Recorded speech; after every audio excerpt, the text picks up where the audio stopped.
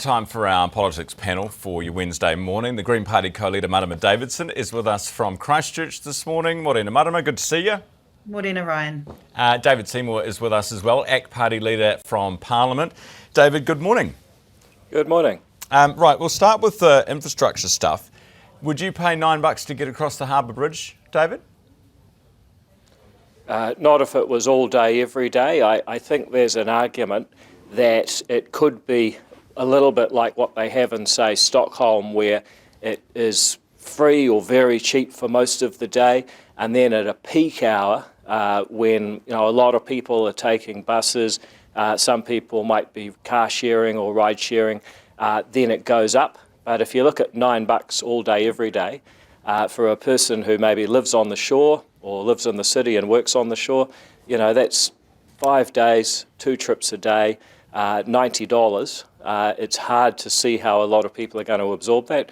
If they want to go shopping on the other side of the bridge one day in the weekend, that's $108 a week, or $5,400 a year. It's kind of hard to see how a lot of households would absorb that. So it can only work if it's something that's set up with options. Fair point. I like to go swimming in Takapuna. I wouldn't be doing that if it was $9 each way every time. You just swim all the way over. I'm not that good. I try, but I'm not that good. Marama, what about the public transport side of this? Because the report says that if you put the price high enough, like $9, you will encourage enough people, you will put enough people off that they use the public transport option. So is that sort of got to be a good thing? It's really going to hammer small and, medium income households, where instead we can have a fairer tax system. Once again, instead of punishing the ordinary drivers and ordinary families who actually are just trying to get about and have their day, at the same time, we need far smarter investment in public transport to give people the options. It's got to be faster, more reliable, more affordable. That's where the proper investment should be, instead of hammering people for a road that is already there. So some of the suggestions are anywhere between $9 and $25 billion to build this road. Are you saying the Greens would pay for it?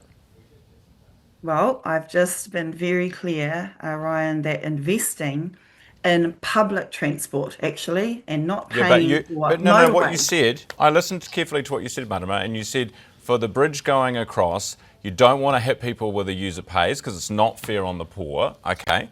So presumably that means that you would tax to fund it, or we go nowhere. We would fund public transport and better investment choices in public transport, giving people genuine choices.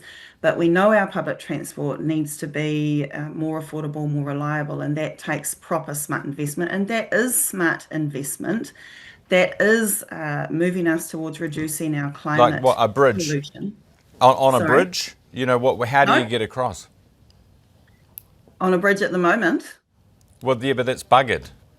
Yep, so we need more investment in our buses. There's a bridge, a tunnel or a boat. There's 3 options. We need more investment in our buses, generally, our rail, our cycle options, absolutely.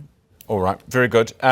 David, the dog country, you might have seen the story last night about a woman who was mauled in Northland by a pack of dogs. We don't know all the details of the story yet, but we know that this is the 3rd death in Northland from dogs in 5 years. And you must have heard these stories around Auckland of the roaming, aggressive dogs everywhere that, kids are having to take sticks to school, like horrible stuff. Do we need to do something about this? Yeah, I've been dealing with a constituency case where there was a dog attack quite near where I live in Parnell a couple of weeks ago. And, it's a question of, do animal control have the resources and the time and also the legal powers to lock up these aggressive dogs? And are the police also dealing with the owners if, for example, they were somebody that was wanted for other reasons, as is alleged to be the case here, and the one I'm talking about? So yes, it is a problem. It's difficult to think of many more awful things that could happen. I feel for this woman's family and her. So yes, it's something that I've been involved in, and I accept it's a problem, and we need to figure out how to better address it, because it's just a basic fundamental thing. I mean, before we talk about changing the world, let's just make sure that people are safe to walk around the streets in our country. Yeah, I agree with that. Marama, what are your thoughts? Because it's, I own a dog. And I love my dog, and I would hate to think of a dog being put down. But if a dog is dangerous or is attacking people or children, then it should be put down, shouldn't it? Yeah, I'm a dog lover too, Ryan, but it's got to be safe. I walk my mokopuna little ones around the neighbourhood all the time, and just really thinking of this woman and her family, and much aroha to them. But we've got to do something about it, Ryan. And in the meantime, so I support a review for local governments to be able to get inside and have a look what it is that they can help with. But Ryan, when you've got this government, including pushing, rates caps and starving funding to local government, they're really stuck.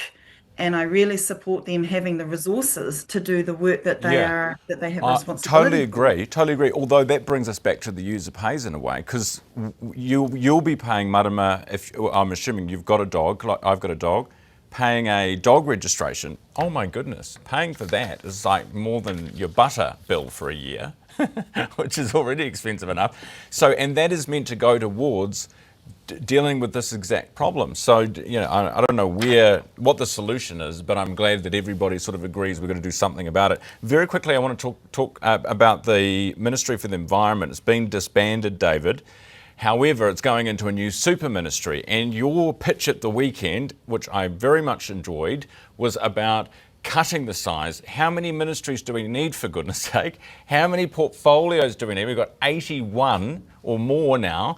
How many ministers do we need? So yes, we're getting rid of the Ministry for the Environment, but it's rolling into a new mega ministry.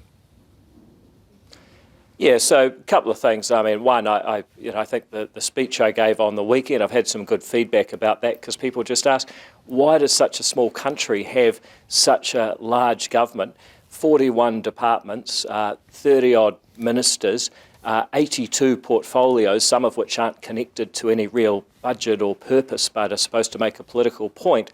We need a smaller, more efficient government. What the government is doing just this week with the environment, transport, local government merger is that we're saying, look, these departments are basically doing the same thing. I know people will hear environment and say, hang on, what about that? But actually it's largely a regulatory agency that is involved with housing and transport and local government infrastructure. So yes, there's still an important imperative to think about the environmental impact of these things.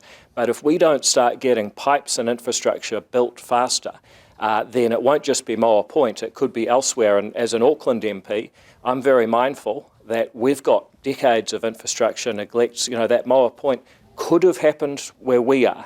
So we need to really double down on one group of people with one responsibility, get the infrastructure consented and built in an environmentally friendly way, and that leads to housing, which is what a whole generation of New Zealanders need. So this is exactly what I've been talking about. One purpose, one minister, one budget, one accountability, getting a result that makes life more affordable. And so I'm not saying that they're doing it 4 days later because I gave my speech, but I've been talking about this for they're not. I mean, and it's the right thing to do. They're actually doing the opposite. They keep adding portfolios. It's crazy. Marama, do you have? I put this question. No, it's just a second. Yeah, they do. They've added the South Island. They've added minister for the South Island. I mean. Yes, well, I've criticised that, but in case of merging these four into one with one purpose and that's exactly what I've been saying. No, totally. Marama, do you have a number of how many ministers you think there should be in cabinet, outside, in total? How many portfolios would be ideal for a country our size, and how many bureaucrats for a country our size? Does the Greens have numbers? So we're less concerned about numbers and more concerned about the decisions that they are making and whether we properly are protecting our communities, ordinary folk, our environment, which is a strong part of climate resilience, the very damage and harm that communities are facing right now. And under this government, we have seen year after year after year, their track record is that they do not think the environment matters. They are burying environment in this mega meth ministry. The real issue is what are the decisions that are being made, whether we have one ministry or however many, and are they investing in public good? We have seen decades of underinvestment, and people who are trying to see doctors in hospitals right now know that. They know that underinvestment in public good is actually what right. harms communities. All right. Well, that's a potpourri of talking points, but if we have Oh, real unlike you, about who's Eva. responsible for what budget, then I think we can get better results, which is what we really All right. want, is not to spend Hey, money, but get results for people. Can I ask a very quick question before we go? And don't take ages, either of you, but is there someone from the opposition who you think would... Us, never. who, if you were in, if you're in government, someone from the opposition who you would bring over to join you? Someone who you rate? David? Oh, look, I've always had a lot of time for Camilla Bellich. We've been, opponents, I guess. She's stood as a candidate in the Epsom electorate. And I've seen in there somewhere that there's somebody who has a pretty good grasp of business and what New Zealanders are actually trying to achieve. Okay. So, Good to know. Camilla, if they're holding you against your will there, just blink twice. Marama, someone from the other side who you have been impressed by, who you would happily sit around the cabinet table with? Oh, I know. David Seymour. I know in the community and on the ground. Well, I'll get lynched if I bring David Seymour over to anything. But in the community and on the ground, in the whānau. See, that your supporters are so violent. Geez, Ryan, can we just get the guy to shush David, for a sec, stop maybe? it. She's about to endorse you as a cabinet minister. Just... I know that the community and my own whanaunga up in the north, up in the far north in Taitokedo, actually appreciate Shane Retti's engagement and work on the ground. So I'd happily bring him over. Haramai, Shane. Nice one. Good to end on a happy note, team. Thank you very much. Enjoy your days in Christchurch. Marama Davidson, the Green Party co-leader, and live from Parliament, the ACT leader, David Seymour.